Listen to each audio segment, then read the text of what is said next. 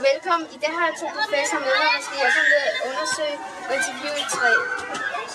Hej og velkommen. I dag har jeg to professorer med mig, der skal hjælpe med at undersøge og interviewe et træ. Jeg har da set et træ. Ja, nemlig.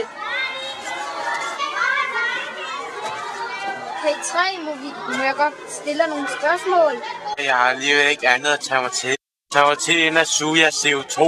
Find undersiden af et blad. Brug gennem rødderne. Sollys gennem oversiden af et blad og vokse og vokse. Luft lige i hovedet på jer. Hvad laver du? Det er bare en almindelig undersøgelse, du. Det gør ikke ondt. Ja. Du er jo bare et træ. Hvad ved du om det? Kære medbekendte, jeg er bange for, at hvis træet ikke varmer, hvis der var ingen træer eller planter, så ville vi alle sammen være døde på grund af luftmangel. Aha.